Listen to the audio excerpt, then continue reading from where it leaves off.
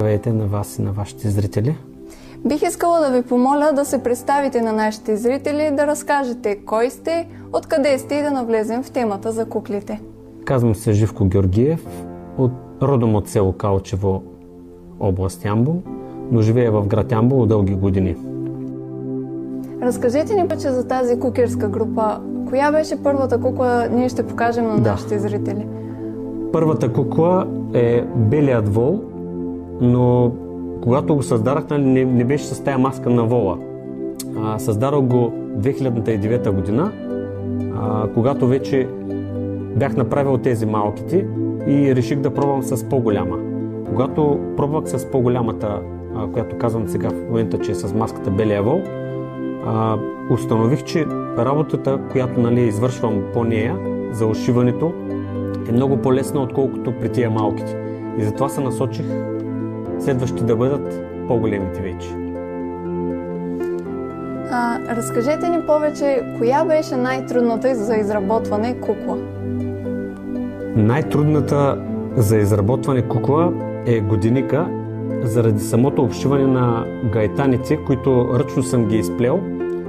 Имате ли желанието или може би амбицията след време това, което правите, да стане известно на национално ниво, може би и на световно, защо не?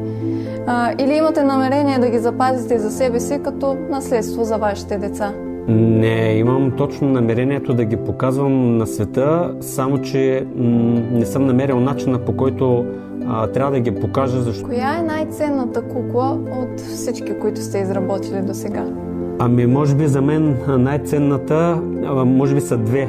Годиника, който е, и кукера, който е на маската си има малко кукерчик, което е миниатюрно, 5 см и половина е то, с герданита направено. Около 3-4 дена някъде отделих време да го направя.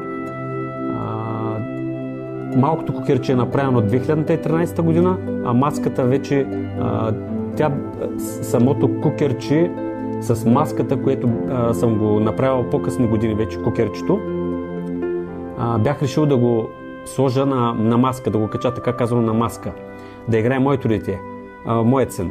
Обаче в един момент той вече загуби хъса или там удоволствието да се включва в кукерските игри и маската, кукерчето отпадна и фактически стана в групата, остана, иначе нямаш да е в групата.